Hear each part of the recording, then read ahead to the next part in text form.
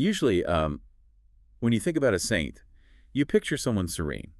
You picture a figure painted on a stained glass window looking up at the sky. Right, hands folded, very peaceful. Exactly. Just completely detached from the messy, violent reality of the world around them. Yeah, there is definitely this modern expectation of quiet holiness, like a life spent in a cloister, entirely separated from politics, from wealth, and certainly from war. But the moment you step into the world of medieval Europe, that stained glass window just completely shatters.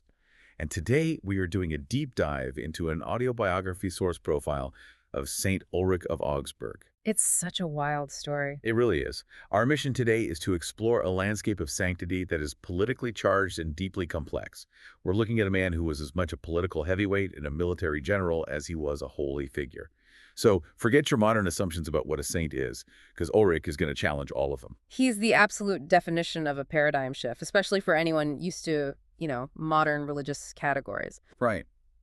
And to get to the truth of who he was, we're pulling from this fascinating stack of sources today. Like, if you read the Catholic Encyclopedia, you get the very pious theological overview. Which is standard. But then if you dig into medieval texts, like Gerhard's life of Bishop Ulrich of Augsburg, you get these miraculous, sometimes bizarre local legends. Yeah, and then on top of that, we have modern academic papers on liturgical history and even architectural archaeology that ground this guy in physical reality. Because the physical reality of his life was intense. I mean, we are talking about a man who lived through the collapse of empires, who stood at the very center of Ottonian political power. Right.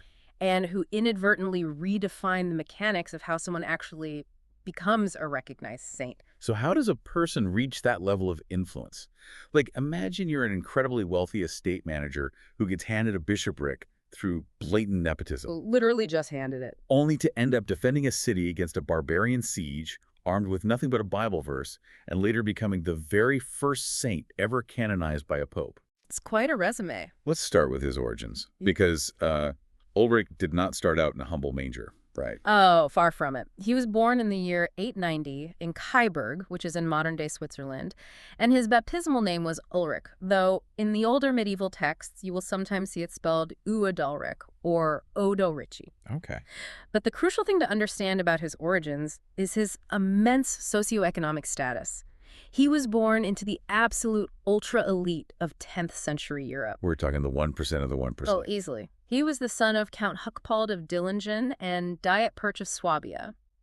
To put that in context, this family was deeply connected to the Dukes of Alemannia, and even more importantly, to the Ottonian imperial family. And the Ottonians were basically the superpower of Central Europe at the time, busy building what would become the Holy Roman Empire. So being born into this family meant Ulrich was just destined for a massive seat at the geopolitical table. Exactly. But there was a catch. Right, because despite all that wealth and leverage, the sources note his early life was marked by extreme physical fragility. He was a very sickly child. Yeah. And because of that, at just 7 years old, his parents gave him to the church as an oblate at the monastery of St. Gall.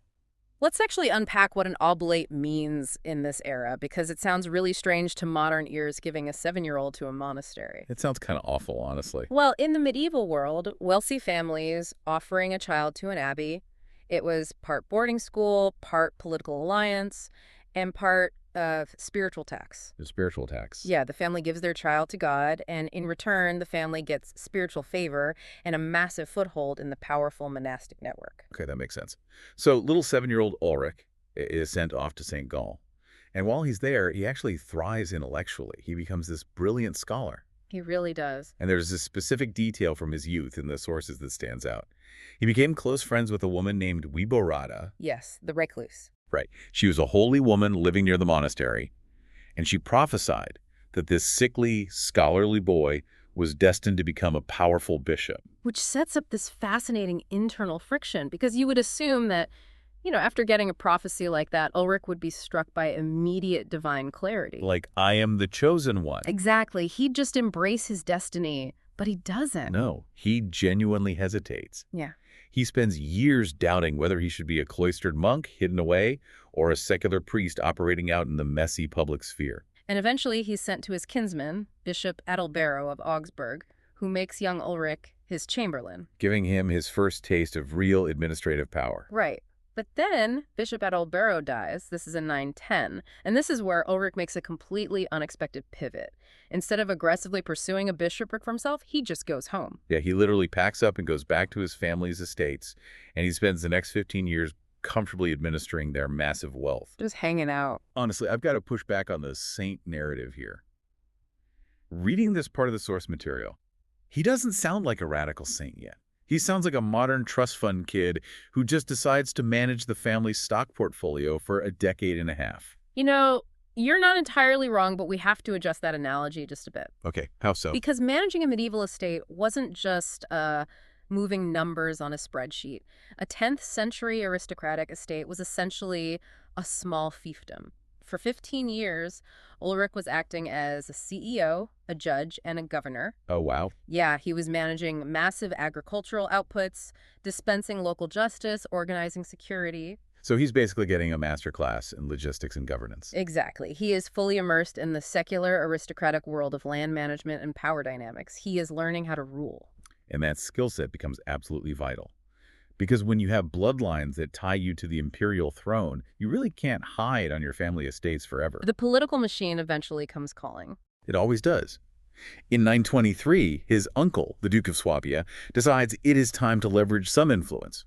He pulls political strings with King Henry the Fowler, and just like that, Ulrich is appointed as the Bishop of Augsburg. It is pure, unadulterated political nepotism. Textbook nepotism. But to understand why the Duke wanted his nephew in that specific chair, you have to remember what a bishop was in the 10th century. It was not merely a pastoral role where you say Mass on Sundays. Right. A bishop was a prince of the empire. You had territorial jurisdiction, you controlled vast wealth, and you were expected to physically defend that territory. Which brings us to the defining crisis of Ulrich's life. Because in the year 955, that comfortable jurisdiction came under a terrifying existential threat. The Magyar invasion. Right. Today we know them as the Hungarians, but in the 10th century, they were a pagan warrior culture launching devastating raids into a very decentralized Germany. They were just plundering and burning their way across the region. Yeah, essentially exploiting the lack of a unified standing army. And in 955, they laid siege to the city of Augsburg with a massive barbarian army. And this is where Ulrich's 15-year CEO training kicks in. He isn't a trained military general, but he doesn't flee. No, he stays. The archaeological surveys confirm he took total command of the city's defenses. He directed the rapid construction of a massive stone wall fortification around Augsburg. But the most cinematic moment... Oh, the break from society. Exactly. Picture this. It's the first day of the attack. The city gates are under heavy assault. The defending soldiers are terrified. And Ulrich rides out to the front lines. It's such a striking image. But he isn't wearing armor. He hasn't picked up a sword. He rides through the chaos dressed purely in his ecclesiastical robes, completely unarmed, and he's just chanting the 23rd Psalm. Yeah, though I walk through the valley of the shadow of death. Exactly. It's this breathtaking display of psychological warfare. It's an overwhelming image of spiritual courage meant to anchor the defenders. But this is also where we have to critically examine the sources. Right, because there's some conflict in the historical record here. Huge conflict. Late medieval legends claim that during the siege, Ulrich carried a magical relic of the true cross, handed to him by an angel, which became known as the Crux Victorialis. Like an angelic superweapon. Yeah, exactly. But if we look at historical analysis by modern scholars like Ulrich Schmid, we have to ground the narrative.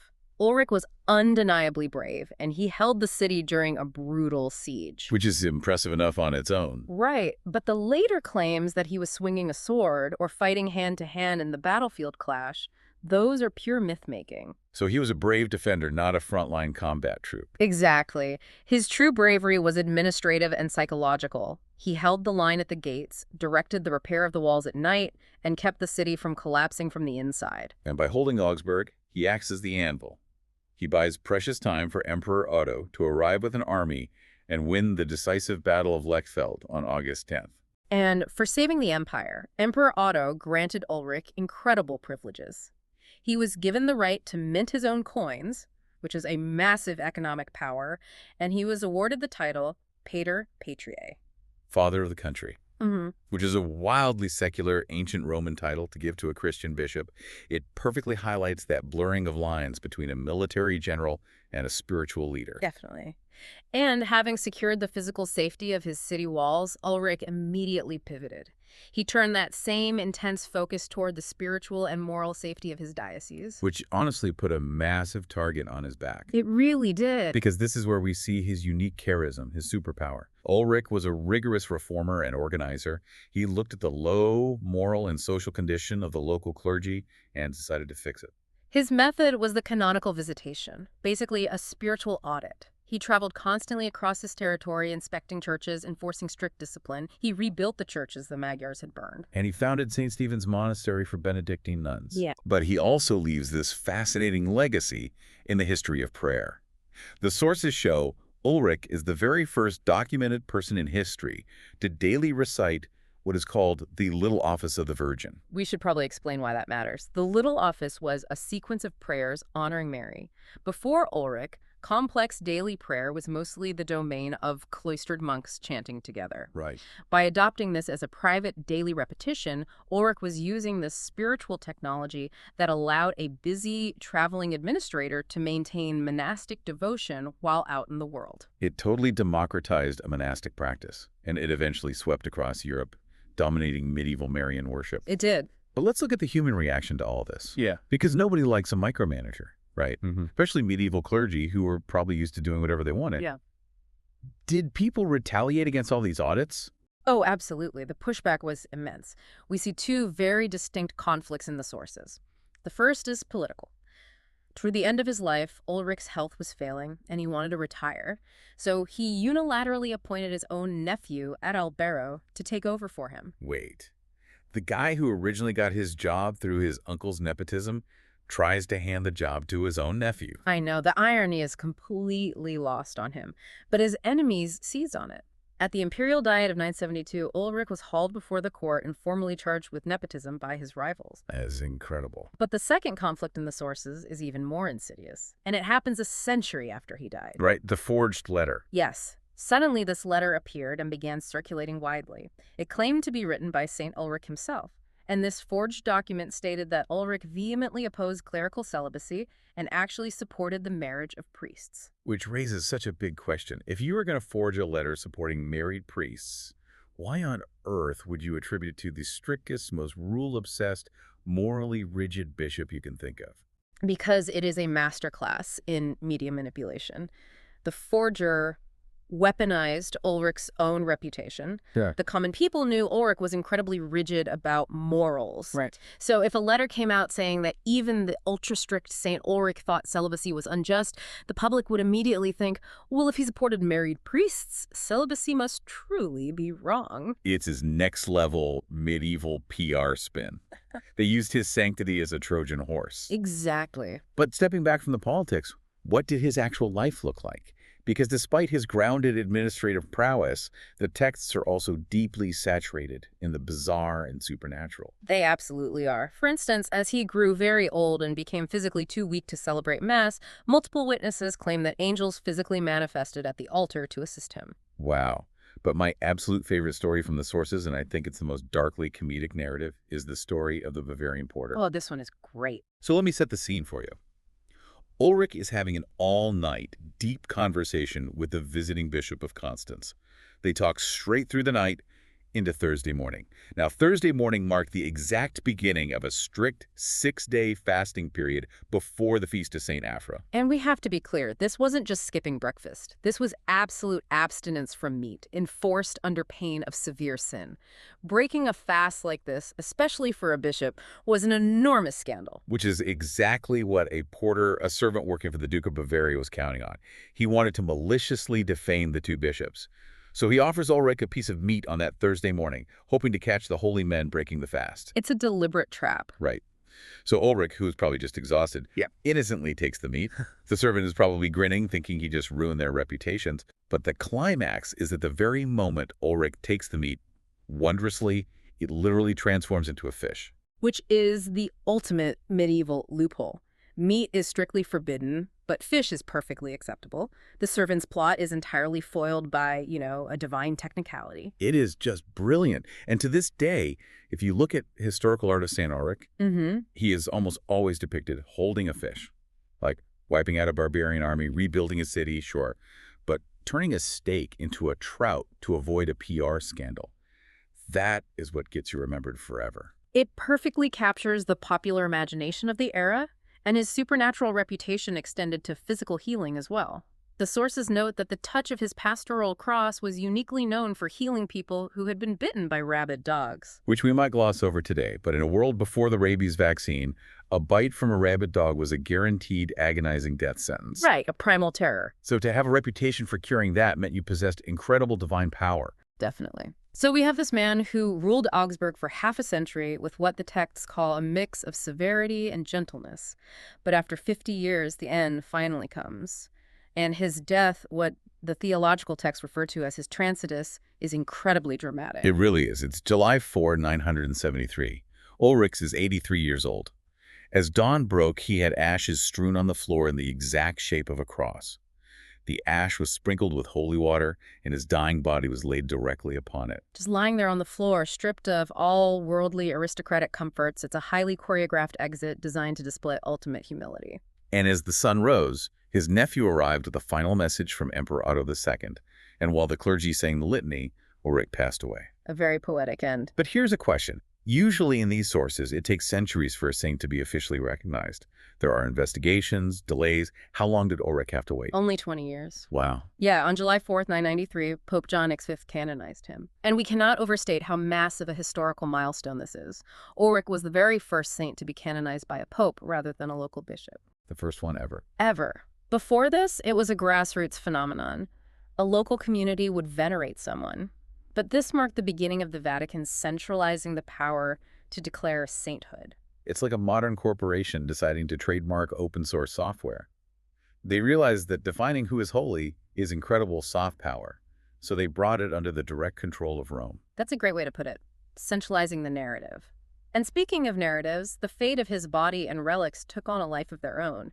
He was buried in the St. Afra Church, and today his elaborate Rococo shrine sits in a shared crypt with St. Afra. But it wasn't just his bones. He became literally monetized for pilgrims. The texts detail the creation of Ulrich crosses, which became highly sought-after souvenirs. And some of these were talismanic amulets stamped with cryptic letters like +Z, +DIA, +BIZ. And people used them for literal protection. During a plague outbreak at the Council of Trent in 1546, these specific Ulrich crosses were credited with saving lives. It is wild how his global legacy fragments. Yeah. I mean, his red and white silk maniple is studied today as a masterpiece of tablet weaving. Yes. And his veneration traveled all the way to Stearns County, Minnesota in the 1850s. German immigrants there credited his intercession with defeating a massive plague of Rocky Mountain locusts. Which just shows the profound evolution of his legacy. You start with an aristocratic kid and you end up with a locust-stopping saint. And it actually leaves us with a really compelling thought to mull over, especially regarding those Ulrich crosses. Oh, yeah. Yeah, think about it. We often look down on commercialized souvenirs today as a cheap, modern invention. But how much of historical sanctity and collective memory was actually preserved just because humans have this innate, ancient desire to buy a physical piece of merchandise, to hold a tangible object that proves they were part of a larger magical story? That is a fascinating way to look at it. The merchandise literally carried his story for a millennium. We always want history to be a clean, simple timeline, a serene stained glass window. But it's really a complicated, deeply human story where a wealthy, nepotism-hired estate manager can become the ultimate symbol of divine intervention, simply because he was willing to stand at the gates when the world was burning. Perfectly said. Well, thank you for joining us on this deep dive. Keep questioning the sources around you, and we'll see you next time.